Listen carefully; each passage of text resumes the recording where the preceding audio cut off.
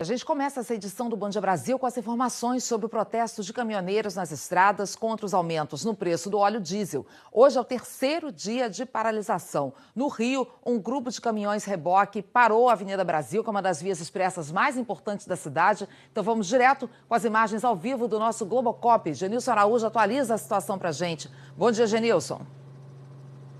Bom dia, Ana Paula. Bom dia a todos que assistem o Bom Dia Brasil. A gente está acompanhando essa manifestação de caminhoneiros aqui na Avenida Brasil, que é uma das mais importantes vias na região metropolitana do Rio, dando acesso ao centro da cidade, Ana Paula, para quem sai da Baixada Fluminense ou então da Zona Oeste. A gente observa aí que os caminhoneiros, nesse momento, eles estão ocupando uma faixa de rolamento. Estão ocupando uma faixa de rolamento após a chegada da polícia e de operadores de tráfego da Prefeitura do Rio. Após o acordo, eles foram para essa faixa, mas um pouco mais cedo, há cerca de uma hora, quase uma hora, eles chegaram a bloquear totalmente o tráfego nessa manifestação que chega a uma das mais importantes vias aqui na região metropolitana do Rio. Interditaram o tráfego totalmente, piorando ainda mais o trânsito nessa via importantíssima na região metropolitana do Rio. Aqui no Rio de Janeiro, os caminhoneiros também protestam em outras 4 estradas. Eles ocupam o acostamento, inclusive, da rodovia Presidente Dutra, na altura de Barra Mansa, e chegaram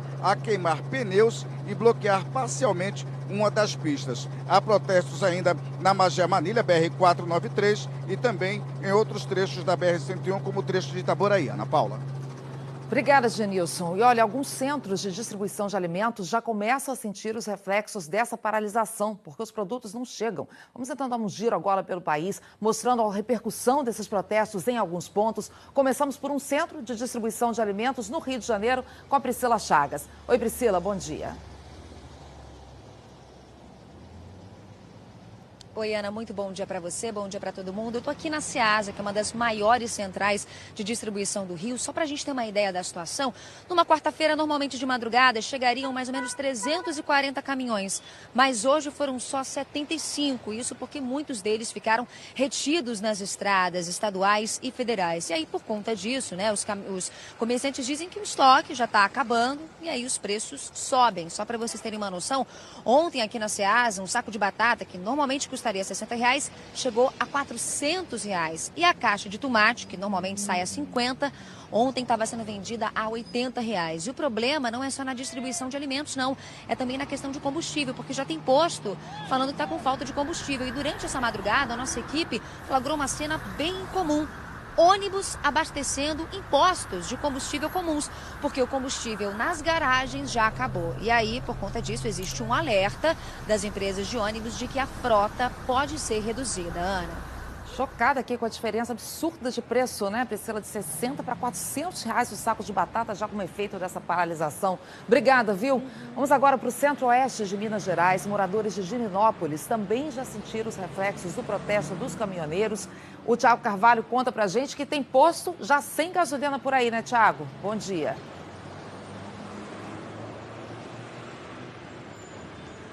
Olá, bom dia, Ana, bom dia a todos. É isso mesmo, nesse posto de combustível onde eu estou já não tem mais gasolina. O reabastecimento dos tanques, que aconteceria na segunda-feira, foi bem a data quando começou aí a manifestação dos caminhoneiros. Mas aqui em uma bomba ainda há óleo diesel. Então o que está acontecendo? Tem muito motorista de van escolar, de ônibus escolar, aproveitando para encher o tanque. Divinópolis tem 17 postos de combustíveis e nossa equipe já encontrou pelo menos 5 sem gasolina. Muitos motoristas também correram para os postos ontem à noite e a gente percebeu que tem informações de fila hoje de manhã. A direção regional da Minas Petro ainda não se pronunciou sobre o assunto, mas informou que vai emitir uma nota ainda hoje à tarde para informar quantos postos na região estão sem gasolina. Ana, é com você. Obrigada, Thiago. E olha o que já está acontecendo no Recife. Os pontos de ônibus amanheceram mais lotados do que o normal porque a frota foi reduzida exatamente por causa de falta de combustível. Cassiane Gomes tem as informações ao vivo para a gente. Bom dia, Cassiane. Olá, Ana. Bom dia. Os passageiros estão reclamando, sim.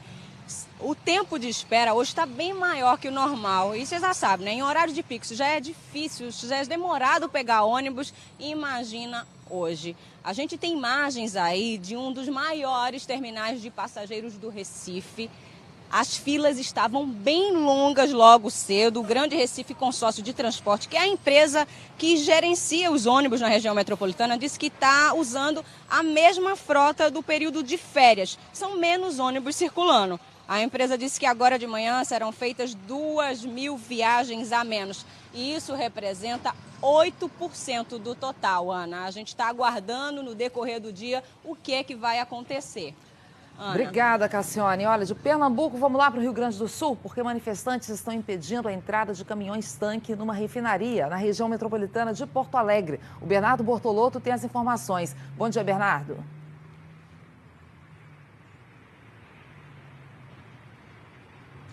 Bom dia. Os manifestantes estão espalhados pelos acessos da refinaria aqui em Canoas. Os motoristas de caminhão-tanque que chegam aqui são orientados a dar meia volta. E é isso que eles estão fazendo. Por isso não há fila. A refinaria produz combustíveis que abastecem postos do Rio Grande do Sul, Santa Catarina e Paraná, além de 4 países da América Latina. Aqui no estado já começa a faltar gasolina em alguns postos da região sul. Além disso, a polícia investiga um caminhão que foi atingido por 3 tiros ontem à noite. O motorista não parou no bloqueio da BR-472 em Itaqui.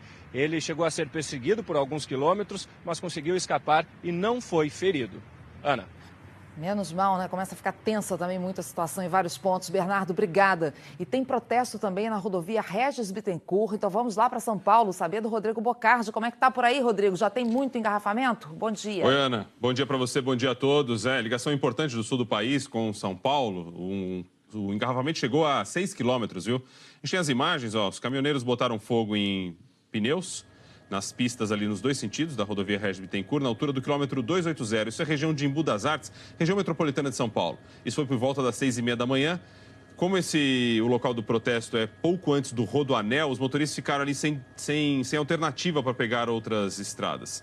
E aí o que aconteceu, ó, funcionários da concessionária que administram a via apagaram as chamas. No sentido São Paulo, somente uma faixa da via foi liberada. E aí, congestionamento gigantesco. A gente retoma a imagem mostrando aí, ó, quantos carros parados, e aí só com uma faixa liberada vai demorar, nesse horário da manhã, para que o trânsito volte ao normal por ali, na Regis Bittencourt. Ana.